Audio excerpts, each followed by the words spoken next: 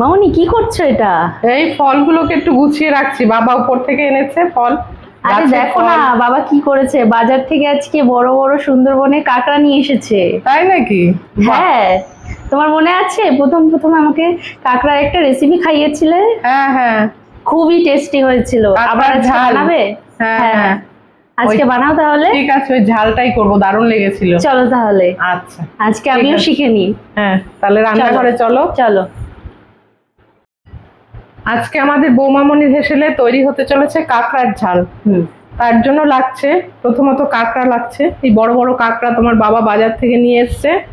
এগুলো কেটেই এনেছে, কিন্তু আমার সুন্দর করে পরিষ্কার করতে হয়েছে, ব্রাশ দিয়ে দিয়ে একদম ঘষে ঘষে সব পরিষ্কার করে নিয়েছি, আর একটু নুন হলুদ মাখিয়ে নিয়েছি। আর লাগছে আলু ডুমো ডুমো করে কাটা, আর এখানে লাগছে পেঁয়াজ কুচিয়ে নিয়েছি, বড় বড় দুটো পেঁয়াজ, আর টমেটো নিয়েছি একটা, রসুন বড় একটা লাগবে, কাঁচা লঙ্কা 10-12টা, আর হচ্ছে আদা। পেস্টের জন্য এই 4টে জিনিস পেস্ট করে দেবো, টমেটো, রসুন, কাঁচা লঙ্কা আর আদা। আর এখানে শুকনো মশলার মধ্যে লাগছে জিরে, গরম মশলা, গোটা গরম মশলা, আর 2টো শুকনো লঙ্কা ফোড়নে দেওয়া হবে। আর এছাড়া লাগছে নুন, হলুদ, লাল লঙ্কার গুঁড়ো, আর কাশ্মীরি লঙ্কার গুঁড়ো, আর জিরে, ধনে, আর গরম মশলা। এই হচ্ছে আজকে, এই জিনিস দিয়ে তৈরি হবে কাঁকড়ার ঝাল আমাদের বৌমামনির হেসেলে। বাহ, চলো মামনি তাহলে রান্না শুরু করে দিই। চলো। প্রথমে আমি কড়াইতে তেল দিয়ে দিলাম, এবার আস্তে আস্তে কাঁকড়াগুলোকে ভেজে ফেলবো। একদম কম ভাজতে হবে, মানে বেশি ভাজতে হবে না, বেশি ভাজলে আবার শক্ত হয়ে যায় এগুলো, কিন্তু হালকা করে একটু ভেজে তুলতে হবে।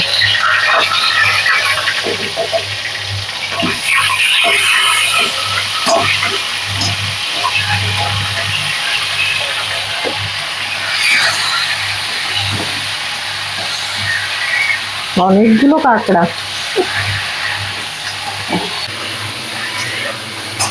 এইভাবে এগুলোকেও 2 মিনিট ভেজে তুলে নিতে হবে। বেশ বড় বড় কাঁকড়াগুলো, এত বড় কাঁকড়া অনেকদিন পরেই এনেছে। 2 মিনিট ভেজেছি এগুলোকে, এবার এগুলোকে তুলে নেব। তারপর আরেকটা ব্যাচ ভাজা হবে, জাস্ট একটু মানে ভাজা আর কি, যাকে বলে সতে করা যেরকম। এবার আরেকটা ব্যাচ দিয়ে দেবো। হ্যাঁ, এবার এগুলো ভাজা হয়ে গেছে, সব হয়ে গেছে আমার। এবার এগুলোকে তুলে ফেলবো, তারপর রান্নাটা স্টার্ট করবো।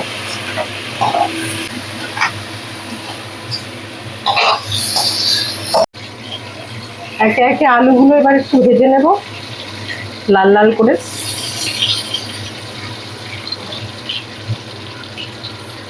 কাঁকড়া খেতে গেলে অনেকটাই তেল লাগে, তেল কম দিলে হয় না তরকারি। আলুগুলোকে লাল লাল করে আগে ভেজে তুলে রাখবো, মিনিট 5 ভাজতে হবে, নুন হলুদ দিয়ে ভেজে নেব। অল্প একটু নুন দিয়ে দিলাম, আর একটুখানি হলুদ দিয়ে দিলাম, এই দিয়ে আলুটাকে ভেজে নেব। একটু লাল লাল করেই ভাজতে হবে, তাহলে দেখতে সুন্দর লাগবে তরকারিটা।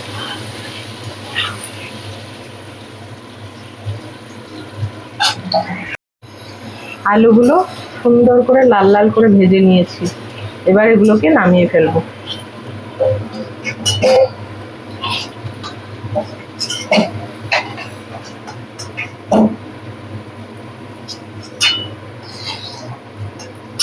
কাঁকড়ার ঝালটা খেতে কিন্তু খুব সুন্দর হয়, আপনারাও বানান নানান রকম পদ্ধতিতে, এরকম ভাবে বানিয়ে দেখবেন, ভালোই লাগে। পেস্ট করার জন্য মিক্সিং জারের মধ্যে একটা বড় টমেটো দিয়ে দিলাম, একটা বড় রসুন দিয়ে দিলাম, 10-12টা কাঁচা লঙ্কা, আর 1 ইঞ্চি আদা দিয়ে দিলাম। এটাকে এবার পেস্ট করে নেব।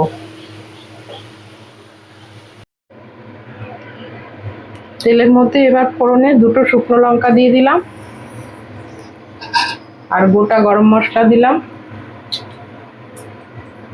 আর 1 চামচ জিরে দিয়ে দিলাম।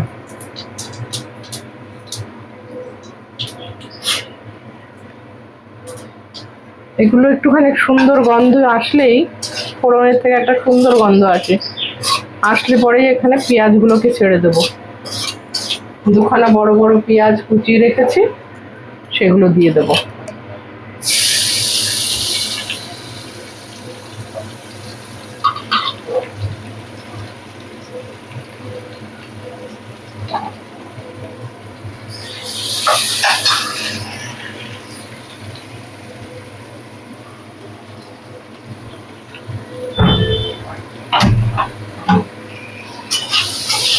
এবার কিছুক্ষণ পেঁয়াজটাকে লাল লাল করে ভেজে নিতে হবে, ব্রাউন কালার হবে।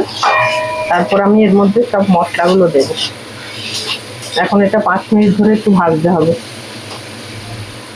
এটার মধ্যে একটু নুন দিয়ে দিই, তাহলে তাড়াতাড়ি নরম হয়ে যাবে পেঁয়াজগুলো।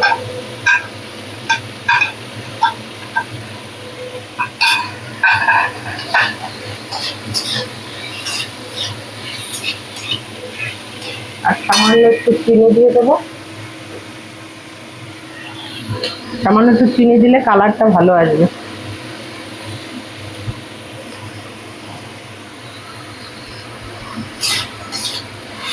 এইভাবে 5 মিনিট ধরে পেঁয়াজটাকে ভাজলে আস্তে আস্তে ব্রাউন কালার এসে যাবে।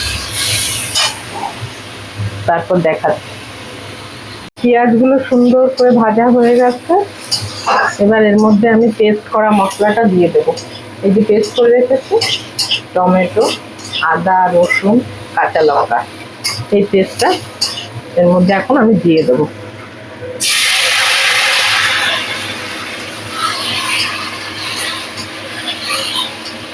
এটাকে দিয়ে সুন্দর করে কষাতে হবে, কাঁচা গন্ধটা চলে যাবে তাহলে। এবার এই কাঁচা মশলাটার গন্ধ কিছুটা চলে গেছে। এবার আমি আস্তে আস্তে শুকনো মশলাগুলো দিয়ে দেবো। হলুদ দিয়ে দিলাম, এই ঝাল লঙ্কার গুঁড়ো দিলাম, আর একটা কাশ্মীরি লাল লঙ্কার গুঁড়ো, আর এই হচ্ছে জিরের গুঁড়ো, আর এটা ধনের গুঁড়ো। এগুলো দিয়ে এখন সুন্দর করে কষিয়ে নিতে হবে জিনিসটাকে। একটু সময় ধরেই কষাতে হবে, মশলার গন্ধটা চলে যাবে। যখন মশলাটার থেকে তেল রিলিজ হবে তখনই জল দিয়ে দেবো।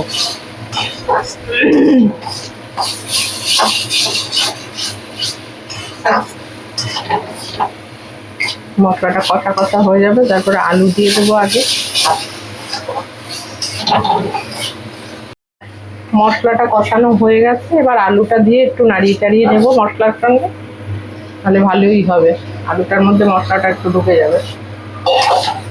একটু নাড়িয়ে তারপরে আমরা এর মধ্যে জল দিয়ে দেবো।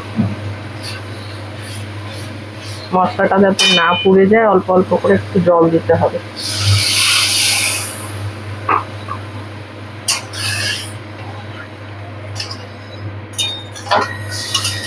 এইভাবে আর 1 মিনিট একটু আলুর সঙ্গে কষিয়ে নেব।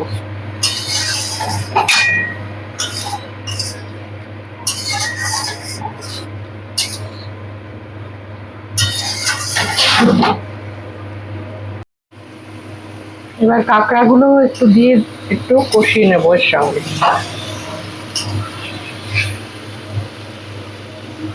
কাঁকড়াগুলো দিয়ে দিলাম,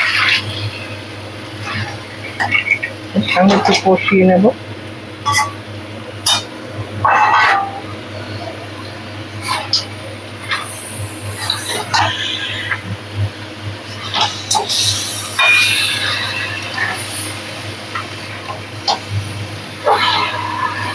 এক মিনিট একটু নেড়ে চেড়ে তারপরে জল দিয়ে দেবো।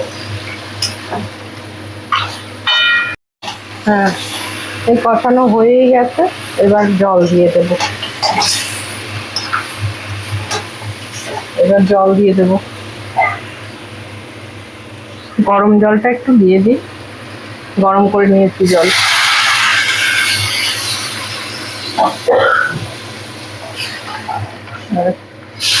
নাড়িয়ে টাড়িয়ে সমান করে তারপরে ঢেকে দিতে হবে।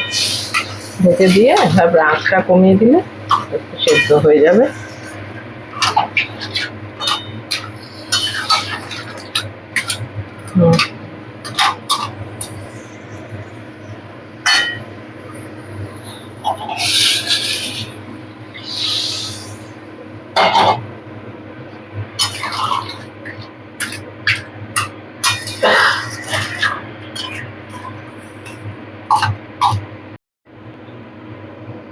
এবার নেড়ে চেড়ে একটু তারপর এগুলোকে, যেহেতু এগুলো ফুটে উঠেছে, এবার ঢাকনাটা দিয়ে দেবো 10 মিনিটের জন্য। 10 মিনিট এটা হতে থাকুক কম আছে, তারপর আমরা ফিরে আসছি আবার, তখন দেখাবো। ঢাকনাটা তুললাম, তুলে দেখি কি অবস্থা। আরেকটু মনে হচ্ছে হবে। মামুনি কি সুন্দর গন্ধ বেরিয়েছে কাঁকড়ার। তাই? হ্যাঁ, গন্ধ বেরিয়েছে? এখনো তো গরম মশলাই পড়েনি। হ্যাঁ, এটা খেতে বেশ ভালোই হয়। দারুণ হচ্ছে, করে যাও। এটা বেশ ঝাল ঝাল হবে, দেখতেও লাল লাল হবে, ভালোই লাগে খেতে। হ্যাঁ, হয়ে গেছে। এবার এবার একটু গরম মশলা দিয়ে এটাকে নামিয়ে দিতে হবে।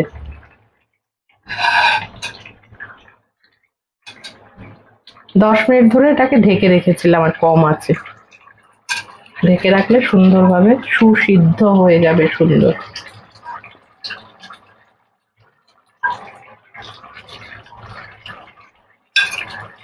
গরম মশলাটা দিয়ে দিলাম। এবার গরম মশলাটা দিয়েছি তো, যাতে গন্ধটা না চলে যায় সেজন্য একটু ঢেকে রাখবো। 2 মিনিট ঢেকে এটাকে অফ করে দেব, তাহলেই হয়ে যাবে। আমাদের কাঁকড়ার ঝাল রেডি হয়ে গেছে। এবার আমরা প্লেটে সাজিয়ে নেব, নামিয়ে নেব প্লেটে।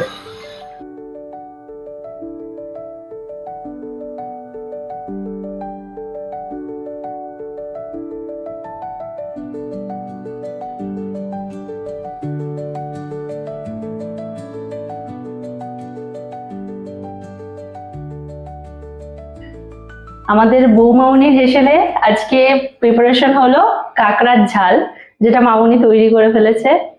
আপনারাও তৈরি করবেন, না কেটে পুরো ভিডিওটা দেখবেন, খুবই সুন্দর হয়েছে। মামুনির এটা স্পেশাল কাঁকড়ার ঝাল।